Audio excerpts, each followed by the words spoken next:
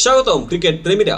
আজকের ভিডিওতে আমরা আলোচনা করব বাংলাদেশের স্পিন আক্রমণ নিয়ে নিউজিল্যান্ডের জটিল ভাবনা। প্রথম ম্যাচে পাকিস্তানের বিপক্ষে স্পিন পরীক্ষায় হারেনি নিউজিল্যান্ড, কিন্তু আগামী ম্যাচে বাংলাদেশের মানসম্পন্ন স্পিনারদের মুখোমুখি হতে হবে। প্রশ্নটা উঠেছে, বাংলাদেশ স্পিন কতটা ভয়ঙ্কর? চলুন শুরু করি। গত ম্যাচে পাকিস্তানের বিরুদ্ধে বাংলাদেশের স্পিন আক্রমণের পূর্ণ পরীক্ষা হয়নি, তবে এখন নিউজিল্যান্ডের সামনে আছে বাংলাদেশের সেই স্পিনের দল, যেখানে আছেন রিশাদ হোসেন, মেহেদী হাসান মিরাজ এবং অভিজ্ঞ বাঁহাতি স্পিনার নাসুম আহমেদ। নিউজিল্যান্ডের অধিনায়ক মিচেল সেডনারও স্বীকার করেছেন, বাংলাদেশের স্পিন আমাদের পরীক্ষা নেবে। এছাড়াও টিম থেকে তারকা অলরাউন্ডার সাকিব আল হাসানের অনুপস্থিতির সত্ত্বেও রিশাদ ও মিরাজের মতো খেলোয়াড়রা তাদের জায়গায় যথেষ্ট প্রভাব ফেলতে প্রস্তুত। আজকের আলোচনায় আমরা দেখব কিভাবে এই স্পিনারদের উপস্থিতি নিউজিল্যান্ডের খেলায় নতুন চ্যালেঞ্জ তৈরি করতে পারে। চলুন এবার টেকটিক্যাল বিশ্লেষণে প্রবেশ করি। স্পিনারের উপস্থিতি।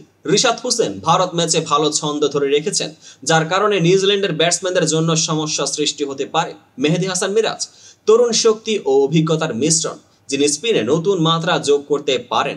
নাসুম আহমেদ অভিজ্ঞতা থাকলেও তার খেলার সম্ভাবনা তুলনামূলক কম বলেই মনে হচ্ছে। মাহমুদুল্লাহ যদিও তিনি নিয়মিত বোলিং করেন না, তবু ৩৯ বছর বয়সী এই খেলোয়াড়ের হাত ঘোরানো অফ স্পিনে গুরুত্বপূর্ণ ভূমিকা রাখতে পারে। তার ইনিংসের মাঝ পথে স্পিন প্রায় কার্যকর ভূমিকা পালন করে, যা বাংলাদেশকে শুধুমাত্র ব্যাটিংয়ে নয় বোলিংও শক্তি যোগ করে। কৌশলের তুলনা। নিউজিল্যান্ডের ব্যাটিংয়ে অভিজ্ঞতা থাকলেও বাংলাদেশের স্পিন আক্রমণ তাদের জন্য নতুন ও জটিল চ্যালেঞ্জ হয়ে দাঁড়াতে পারে।